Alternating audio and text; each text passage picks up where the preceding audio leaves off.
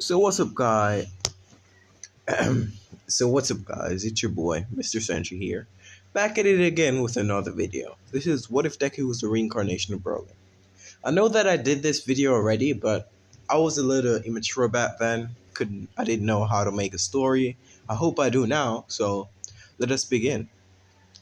We begin with the king of planet Vegeta saying, "I don't want that child on my planet. He can't be more powerful than my own son. Why is he here?" As he kicks him off the planet with his father. His father died along the journey as, instead of going to Vampa, Broly's space pod actually landed on Earth. When it landed on Earth, the Japan was notified because it landed in their backyard. They sent out some officials with heroes to go and check it out, but when they arrived, they saw a kid and a dead man, but both of them had tails. They passed it off as they had quirks, and they saw some things on the man that they believed to belong to a scientist. So they said, a scientist trying to go to space accidentally died and fell from the sky. That's kind of weird, but it's whatever. They brought Deku away. Deku, obviously being a baby, was raised by a man. When he was raised, the government officially asked for the man to hand over the baby when Deku was about 4 years old. The man refused, as they raided his house and came in saying, "That child is the property of the government. You cannot refuse. You're being paid to look after this child. We pay you monthly. Now, just give up, Hisashi." Inko grabbed Deku and ran off.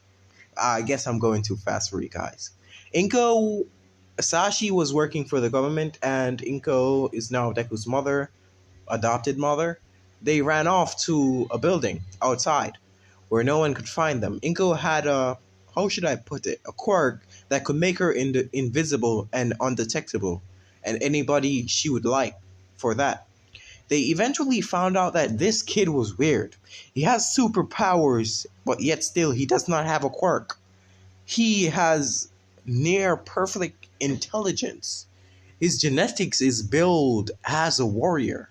They found out that Deku was the perfect candidate for All Might's quirk, that being all for one. No, one for all. I'm just getting it mixed up. So they wanted Deku to become the new successor for One For All. But then, Hisashi found out that if Deku took this quirk, he had no freedom.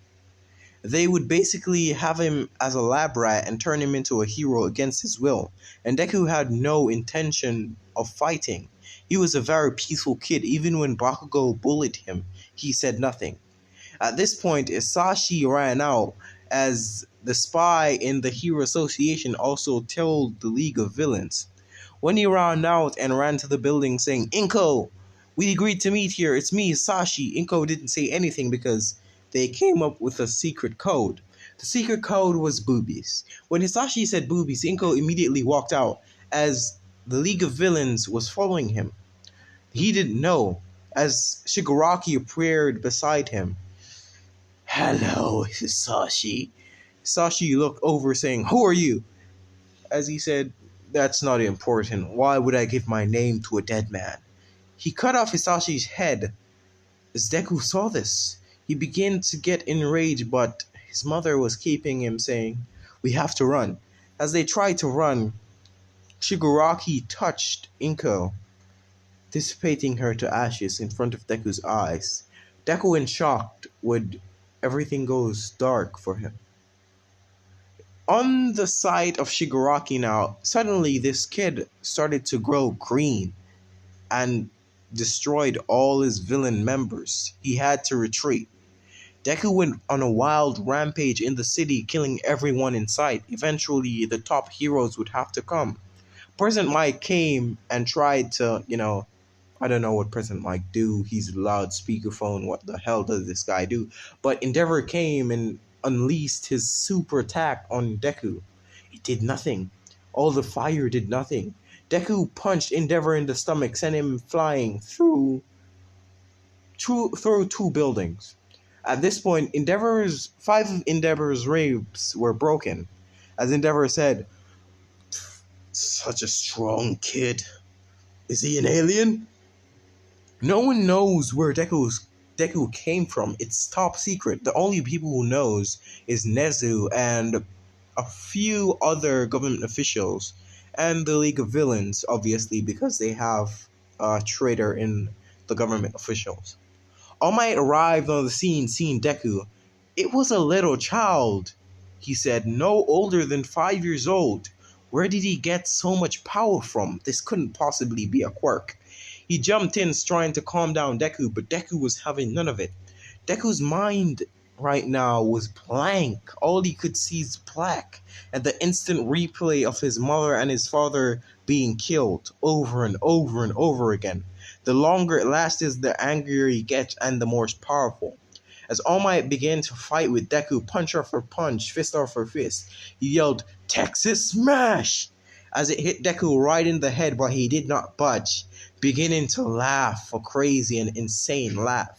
As All Might looked at him, saying, "Who are you?" As Nezu jumped in, telling All Might to try and knock him out, don't kill him.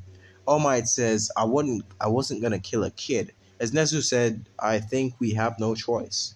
Try your most powerful attack. As all the heroes jumped at Deku at once, everyone trying to hold him down as All Might gets ready for a special attack. None of them could restrain Deku to a point, but he had immense strength. So they decided that the best course of action was to just, how should I put it? Kid-friendly way to put it. Put him under anesthesia. This anesthesia was so strong that if they gave Deku the wrong amount, he would die. This anesthesia could kill 3 blue whales. As they shot Deku, the needle barely piercing his skin, he still was taking a long while to fall as All Might saying, "What kind of monster were you hiding these past few years, Nezu?" Nezu saying, "I don't know, but he's truly a beast." Deku finally fell as All Might took him, saying, "I'll monitor him. Where do you want me to carry him?" As Nezu says, "This amount of damage might as well throw him in prison." They brought Deku to a prison where he would spend another 5 years, but before his 5-year sentence, All Might began to talk to Deku and try to figure out what was wrong. Deku said that some people murdered and slaughtered his whole family in front of him while crying, as All Might says, "That's truly a tragedy, but all the crimes and sins you have committed can't be forgiven so lightly. We're the government, but we don't control the people." The people were saying that Deku should go to prison for all the people that he has murdered. Deku didn't know what to say. He was just a child, but they sent him anyways. They sent him to a prison named Tartarus, where all the major villains, psychos, murderers go. Deku spent there for the next 5 years, where every day of his life they were beating him. And the 5-year time skip, he had control of his Azaro form without even transforming. He has never transformed under the full moon because they tried to amputate his tail, but they only got a little piece. I don't know how to explain it, okay?